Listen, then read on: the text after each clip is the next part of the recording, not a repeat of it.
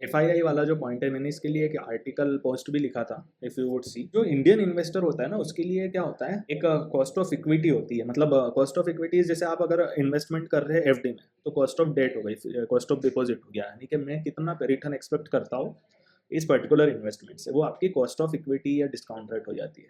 तो इक्विटी में भी कोई इन्वेस्टर अगर इन्वेस्ट कर रहा है, तो अगर कोई आदमी कह रहा है कि मैं 12% रिटर्न चाहने के लिए इन्वेस्टमेंट करता हूँ, तो उसके लिए कॉस्ट ऑफ इक्विटी हो गई 12%। ये मतलब मैं एक आपको इन्वेस्टर पॉइंट से बता रहा हूँ। कोई कह रहा है कि मैं 15% रिटर्न चाहता हूँ, तो उसके लिए हो गई कॉस्ट ऑफ इक्विटी 15%।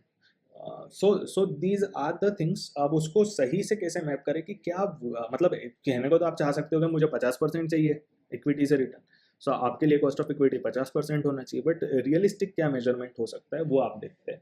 तो इंडियन इन्वेस्टर के लिए मतलब जो कॉस्ट ऑफ इक्विटी का फॉर्मूला बनाया है जनरली, जिसे सिंगल इंडेक्स मॉडल बोलते हैं, कैसे कैपिटल एसेट प्राइसिंग मॉडल, उसमें आता है कि एक रिस्क फ्री रेट होती है जो कि आपको गवर्नमेंट सिक्योरिटी में इन्वेस्टमेंट पे लगती है, मिलती है। मतलब कि आप मानते हैं कि गवर्नमेंट डिफॉल्ट नहीं करेंगी, तो गवर्नमेंट का जो गवर्नमेंट बॉन्ड यील्ड है 6% 7% इंडिया में, वो आपका रिस्क फ्री रेट हो गया। जैसे अभी यहाँ पे जीसेक की बात करें हम 7%। उसके ऊपर एक हिस्टोरिकल ट्रेंड देखते हैं कि मार्केट कितना प्रीमियम दिया, मार्केट से कितना ज़्यादा रिटर्न लोगों ने पास्ट में कमाया है।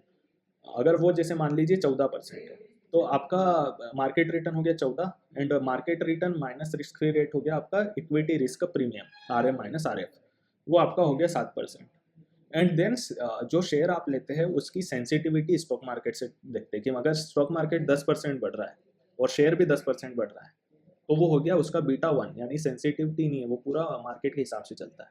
बट अगर स्टॉक 10% मार्केट के टाइम पे 15% बढ़ता है और 10% मार्केट गिरने पे 15% गिरता है, तो उसका बीटा हो गया 1.5, कि ये 1.5 गुना ज़्यादा रिस्की है, 1.5 गुना ज़्यादा वॉलेटाइल है कंपेयर टू मार्केट।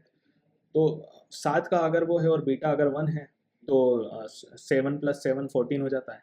यहाँ पे जैसे आप देखो मार्केट रिटर्न उन्होंने 6% दिया हुआ है और बीटा 1.2 माना है, तो 7.2% हो गया। टोटल रिटर्न आपका जो कॉस्ट ऑफ इक्विटी है 42.2% हो गई।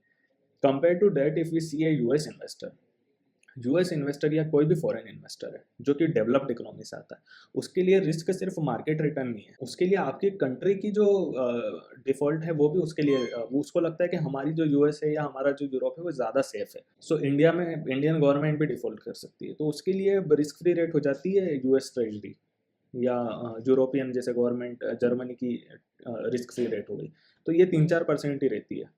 And this is also the reason कि यूएस वाले इमर्जिंग मार्केट में क्यों इन्वेस्ट करते हैं, क्योंकि उनके वहाँ पे 3-4% तो बॉन्ड या एफडी से रिटर्न आता है। इवन यूएई में भी आप देखोगे तो वहाँ पे 4-5% से ज़्यादा रिटर्न नहीं मिलता है, और उसके लिए लोन भी सस्ते मिलते हैं ऑल दिस कंट्रीज। तो उसके ऊपर वो लगाते हैं कंट्री रिस्क प्रीमियम। तो जनरली कंट्री रिस्क प्रीमियम जो होता है वो अगर ऐड कर दिया जाए तो वो यही आ जाता है।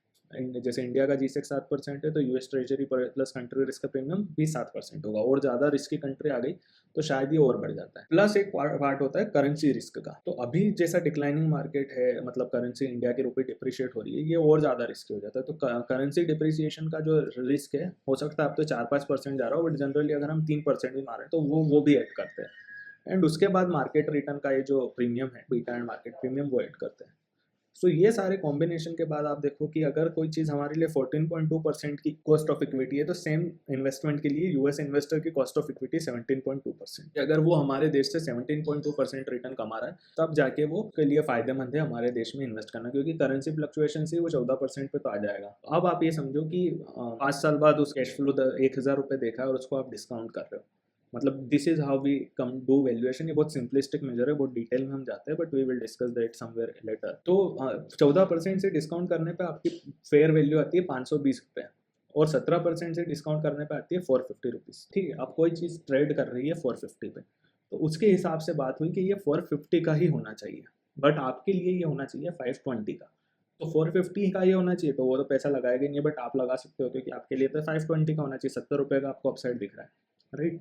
So this is the reason कि something which may be attractive to you for investment may not be attractive for FII, and this is the reason। इसके लिए मैं आपको बता रहा हूँ कि हम FII अगर कोई चीज़ बेच रहे हैं, इसका ये मतलब नहीं कि हमारे लिए भी वो लेस अट्रैक्टिव हो जाती है।